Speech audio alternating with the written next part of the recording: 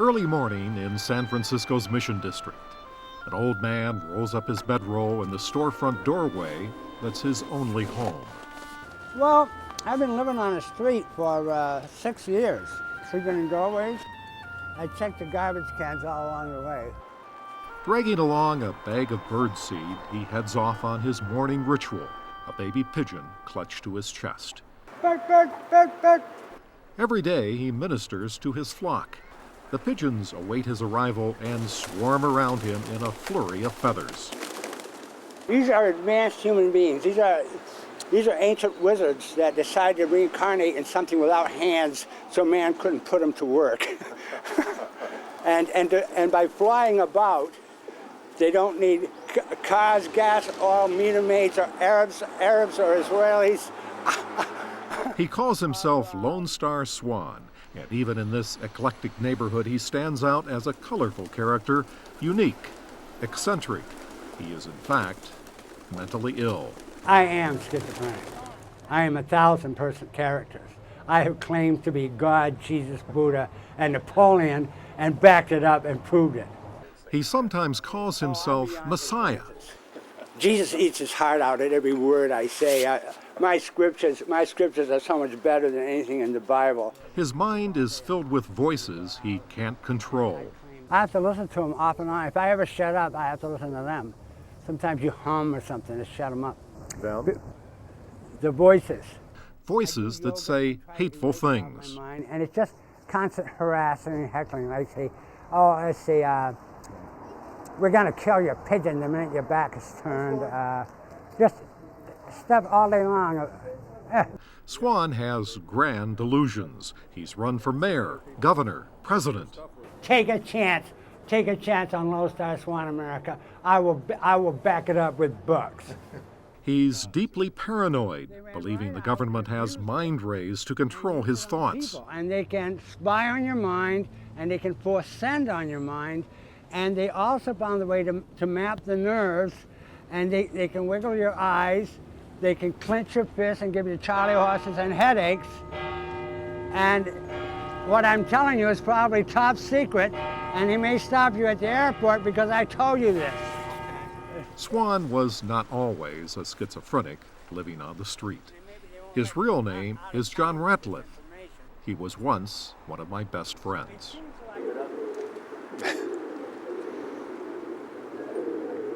don't know what to say. It's just hard to believe that's the same guy I worked with 30 years ago. In the early 1970s, John was a television news reporter. He was exceptionally talented, one of the most creative people I've ever known. We worked together at a small station in Springfield, Illinois. John went on to produce documentaries. This one, called Sam, about the Special Olympics, won a first-place prize at the San Francisco International Film Festival. In those days, John was a family man with a wife and 4 children. In so many ways, he was such a great father, and so caring, and so much fun, and so charismatic. With the birth of Casey, he changed. Something just changed. In a small house in Minneapolis, Mary Ratliff raised John's children by herself. I didn't want to leave him, but I obviously couldn't live like that, or the kids. Mary escaped with the kids in 1974 when John began having psychotic episodes and threatened the family. I mean, he held us hostage on a farm for 2 weeks. Kids would eat corn from the cornfields during that time. I was down to 85 pounds. Chris, I had hives all over her. I'll always love him. I may always be a little bit angry, and I will always be a little hurt that he wasn't there when I was growing up.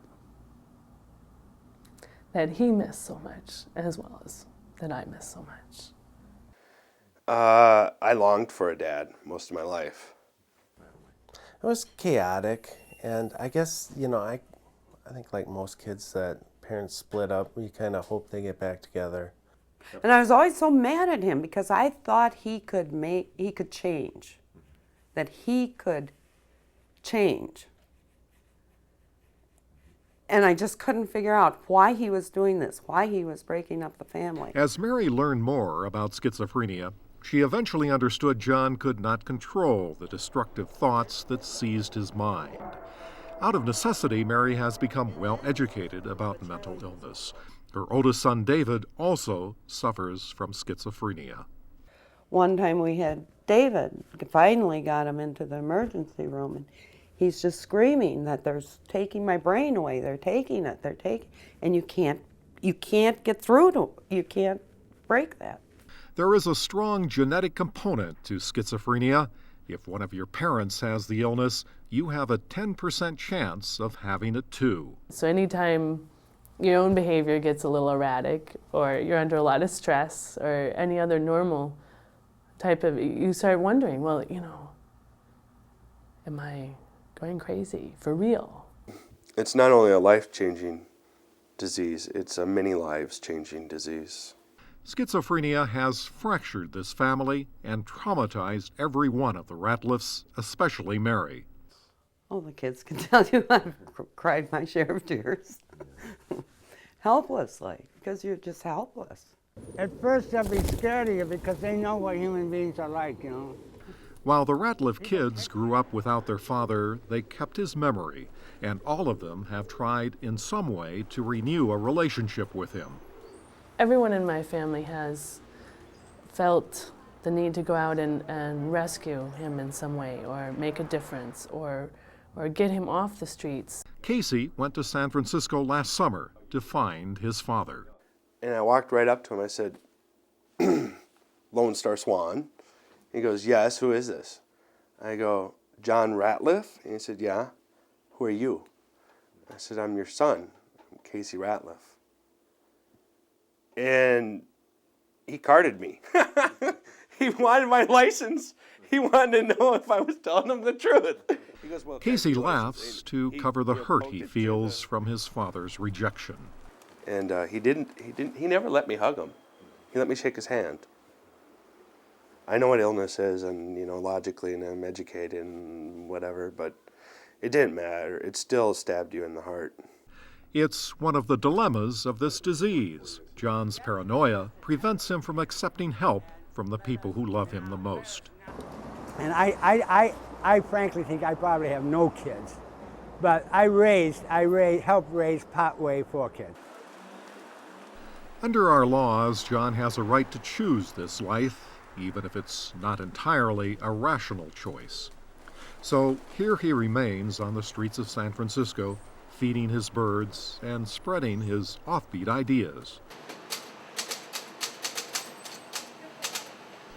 Almost every day, he pecks out a one-page newsletter on an old typewriter.